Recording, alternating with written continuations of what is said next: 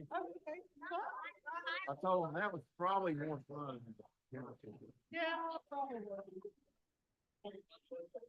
How are you?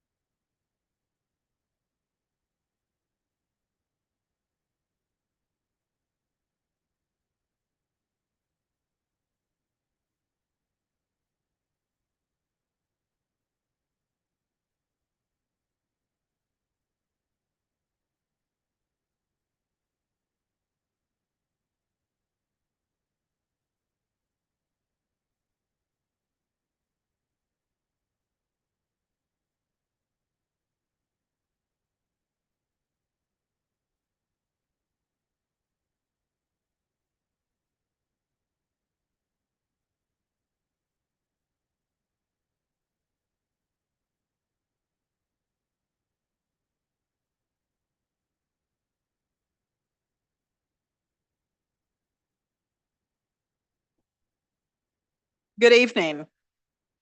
I'd like to welcome everyone to the Monday, February 17th, 2025 Mayor and Council meeting of the City of Dalton.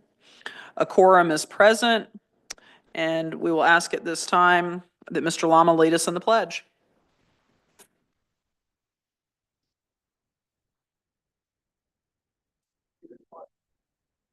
States to the republic which it stands, one nation, under God, indivisible, with liberty and justice for all.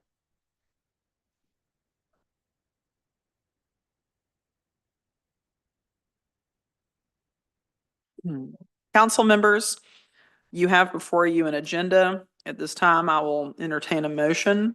Motion to approve. I have a motion and a second. Any discussion? If not, all in favor? Aye.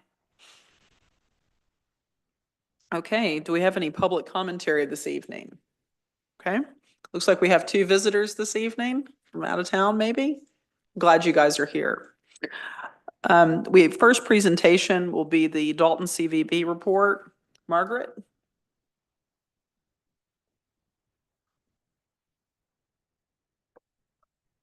Thank you, Madam Mayor and Councilman. I have put at your place kind of a snapshot summary that I'm going to speak to. Some of you may have already heard it at the CVB board meeting and/or the Convention Center board meeting.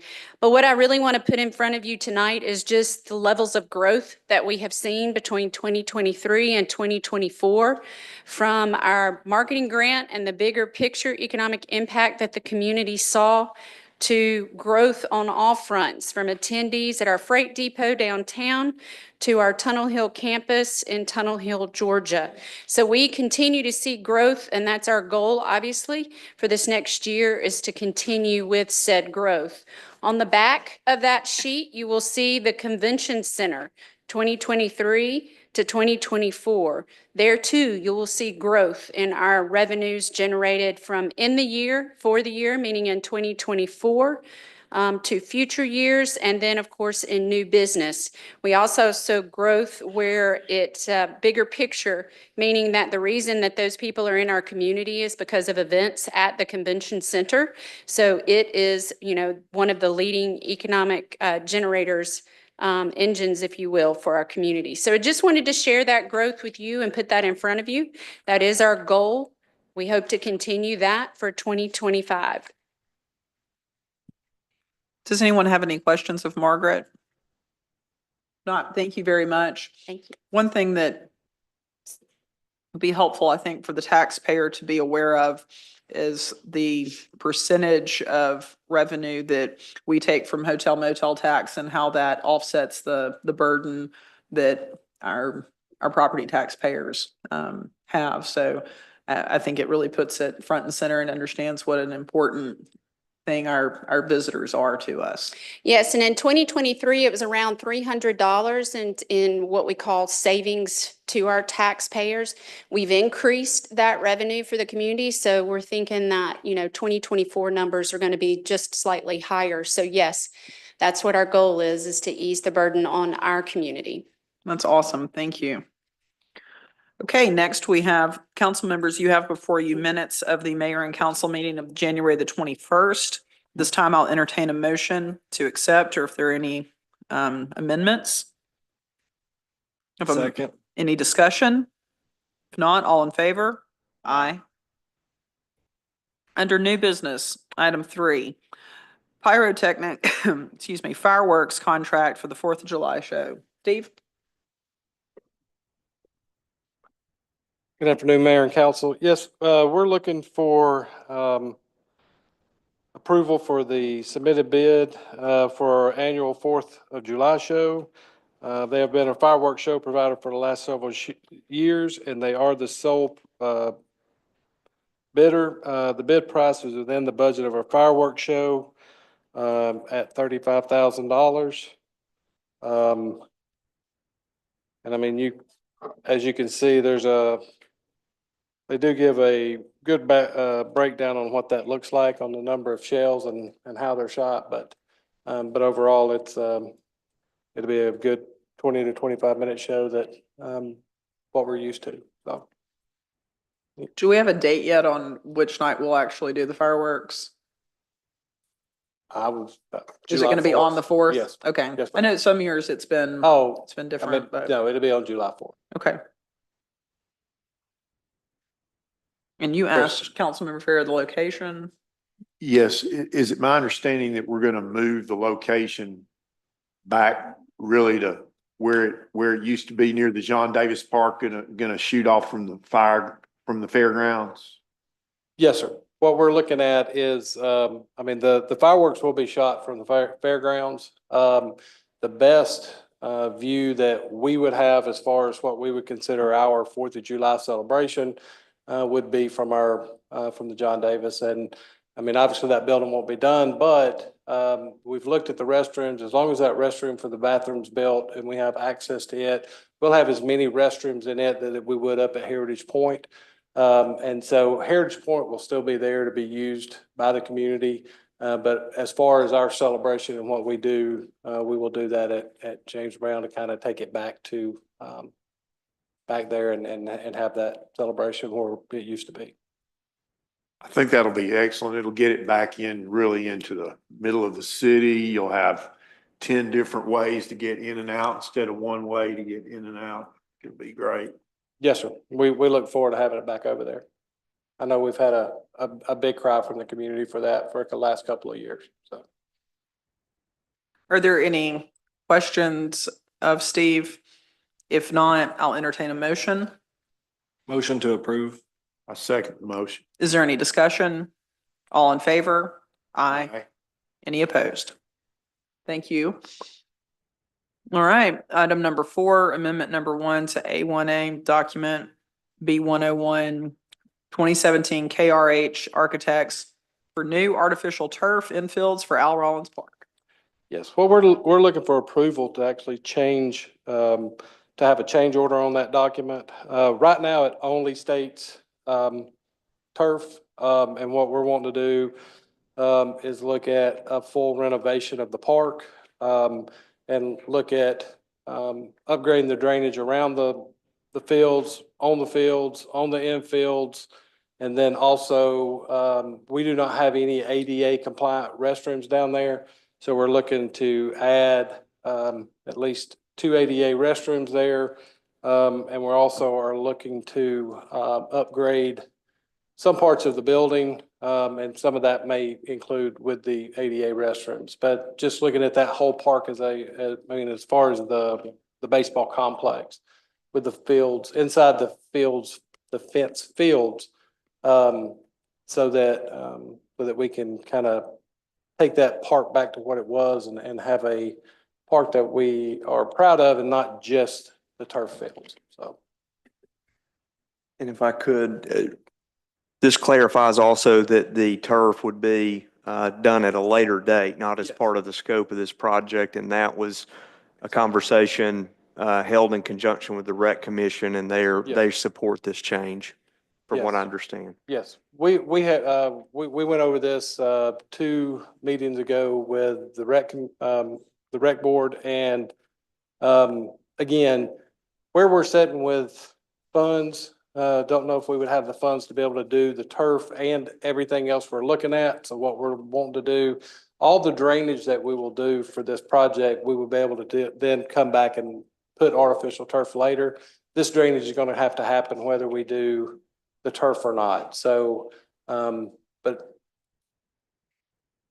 a little bit of honesty with this is in the future, I kind of hope that this creates, and cures the drainage problems that we have there, so that those fields, we might not look at doing those in turf. It's just kind of according to how this drainage takes, and it kind of according to if it cures the problems there. Because one of the things that us and the board talked about was the fact of that is our kind of our local Little League park that we do tournaments at, where Heritage Point is a little bit more of our regional tournament park that we program at. And we don't want to lose the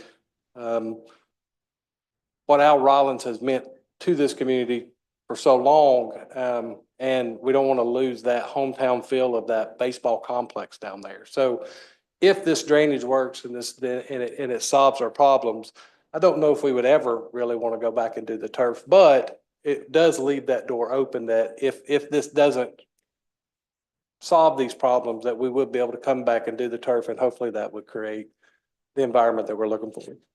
And so are they going to coordinate construction of the drainage improvements such that it won't disrupt the baseball season, or? We wouldn't look to start this. We will start the, I guess, the program side of design, and then we would look in the middle of June to July to when we would start any kind of work down there. So we After wouldn't- the season's over? Yeah, after the season's over.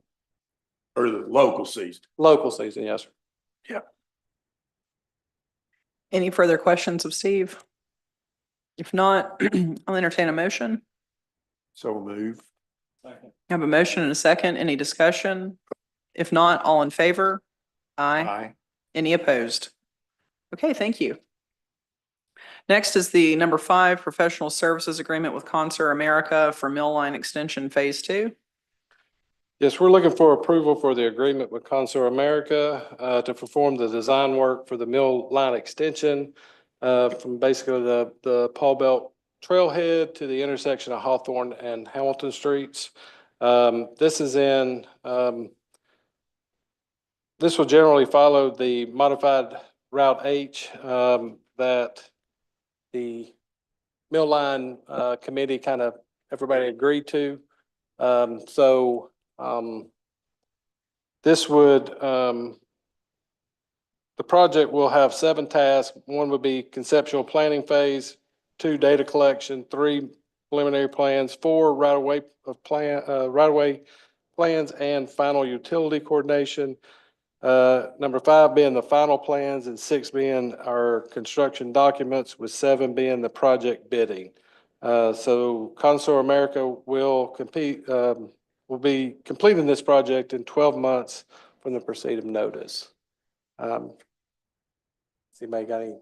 Mr. Parker, could you refresh our memories as to the proposed route, that just so the citizens will know what we're talking about here? Absolutely. So as Director Roberts shared, the goal of this project was to get the trail extended from the Paul Belt Honorary Trailhead into the downtown limits. And about a year ago, we formed a stakeholder committee that was comprised of area cyclists, runners, recreation officials, and they studied, I guess, about 8 options. And the route that was unanimously selected by the stakeholder committee was a routing that would, starting from the trailhead going south, you would cross Chattanooga Avenue, where you see the yellow marking here. I'm not sure if Right. my cursor shows up. And then the trail will be paralleling Cornet Drive, and you will cross Mill Creek. And the great thing about this modified Route H plan, and what the stakeholder committee saw a lot of value in, was routing the trail through Mount Rachel, because there's already been city investment there 15 years ago, and trying to make this amenity for the city more usable for, currently it's more set up for adventurous folks that want to do off-road trails up steep grades. This will actually be ADA compliant and pass through the Mount Rachel Park. If somebody wanted to go off the ADA path, they could go up to the top and come back down. But if they didn't want to do that, they could continue to proceed through Mount Rachel Park. We'll have we'll utilize the existing Rachel Street, where there's a bike lane and sidewalk that was constructed by Public Works a few years ago, and that will connect users to the existing Greenway Trail that was constructed about 15 years ago as well. Railroad line. The old spur railroad line, that's correct. And it will take you back out to Chattanooga Avenue, and then from there the trail will be along a path from where the existing Greenway ends, along the west side of Chattanooga Avenue through the Tyler Street intersection, all the way up to the Selvage Street intersection. And at that point, we will actually, the design includes making Chattanooga Avenue from Selvage Street back to 5 Points a one-way street, where it would be vehicles traveling northbound only, which will do 2 things. It provides room for the trail to be installed, but it also removes some of the complications for drivers at 5 Points, where we've got 5 different legs of that intersection. I guess we'll have to start calling it 4.5 points or something, because you'll still be able to enter it but not exit it. And then from there, we'll have signage along Hamilton Street. You actually, if you're a pedestrian, use the existing sidewalk on Hamilton Street, or utilize, if you're a bicyclist, we'll have share the road signage that would make folks aware that bicycles can ride on the street down to Burr Park. And so it's a blend of new trail, utilizing existing trail, and converting some of the existing road right-of-way to accommodate the path. And the group's real excited about it. Several of us have walked this in its entirety, and we're real excited about bringing this to life as part of the 2024 SPLOST. I know we're in the early stages. Remind me though of the surface we're talking about for the parts that aren't already in a road, for instance? All of the new construction will match what was installed on the mill line, a 10-foot paved asphalt path with, 1 or 2 foot shoulders that are grassed, but it'll look very similar or really identical to the existing mill line. So once this would be completed and once we do the new surface around the Hague Mill Lake, you could actually start at Burr Park, come all the way down this trail, hop onto Hague Mill, go all the way around Hague Mill, either walking or by bicycle. That's correct. This modified H plan's about 2 miles, just under 2 miles. The mill line that's already built, as you know, is a little over 1 mile, not including the spur. And then you add the loop around the lake, which is another 3 miles. You're all of a sudden looking about 6 miles of trail surface. So it's an exciting development for the city and the community. And the surface proposed around the lake will be more of a blended hybrid type surface. Well, I will say, right now, we have a test plot out that we put in about a week ago. So I would encourage you to go out. It's, when you're going down the ramp to put in your boats, it's that first section right there to your left. We packed it. We had, Public Works helped us out and we were able to roll it.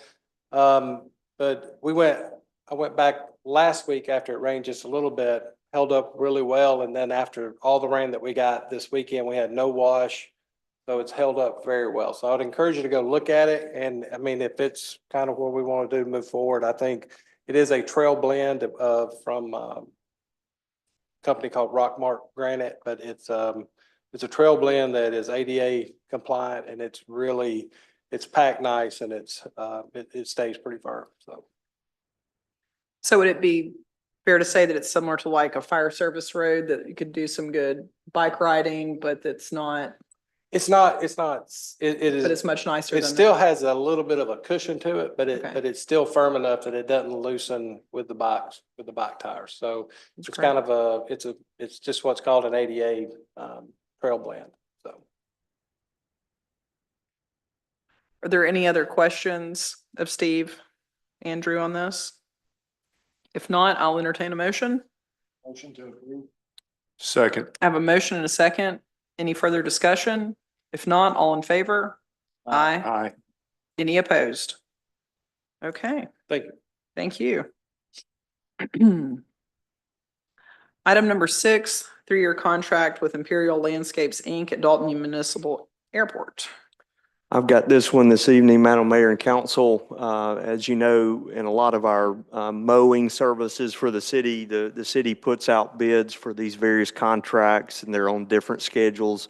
It just so happened that the airport's 3-year contract expired at the end of 2024. So they put their mowing services and landscape services contract out for bids in early February. And this would be for the calendar years of 25, 26, and 27 for mowing the 75 acres, of finished mowing at the airport, bush and flower bed maintenance, tree maintenance, mulching, weeding, and herbicide. And you see the map shows the green areas are to be mowed every week. The orange areas are to be mowed every other week. And then the gray shows the areas where the landscaping is to be maintained. Public Works does also perform some bush hogging that's in areas outside of this red or orange. But this is the scope of service that has been under contract now for several years at the airport. The low bid was provided by Imperial Landscapes, Inc., local contractor, in the amount of $35,999.99 per year. That equates to just under $108,000 for a 3-year period. The way the contract is structured is that the city and the contractor must mutually agree to extend work each year. After this first initial year of 2025, they will start work in March and end sometime just before fall. And this is included within the airport annual operating budget, the funds necessary to cover this $36,000 a year. Be glad to answer any questions. This is the same vendor we've had in the past or a different vendor? This is a different vendor for the airport, but it is the current vendor that currently holds two public works contracts. They're the vendor that currently mows City Hall and several other various sites. They may also have the Parks and Recreation contract right now, I believe. Are there any further questions regarding this item? If not, I'll entertain a motion. Motion to approve. Second the motion. All right, I have a motion and a second. Any discussion? If not, all in favor? Aye. Any opposed? All right, item number 7, the reappointment of Bob Caperton to the Joint Development Authority for a 3-year term to expire January 31st, 2028. I will entertain a motion. I move we reappoint Mr. Caperton to this Second. entity. I have a motion and a second. Any discussion? If not, all in favor? Aye. Aye. Excuse me, any opposed? Pardon me. There's no supplemental business before this council. I'd also like to recognize in that we as elected members are always extremely appreciative of that we have this evening meeting to accommodate the majority of our citizens to be able to attend. And we know that our department heads are here this evening and you guys are a little late on these dates to get home to your families. It doesn't go unnoticed. We also appreciate this evening that our sheriff is here with us. So thank you guys for being here. And I'll entertain, pardon me, a motion to adjourn. Second. We are adjourned.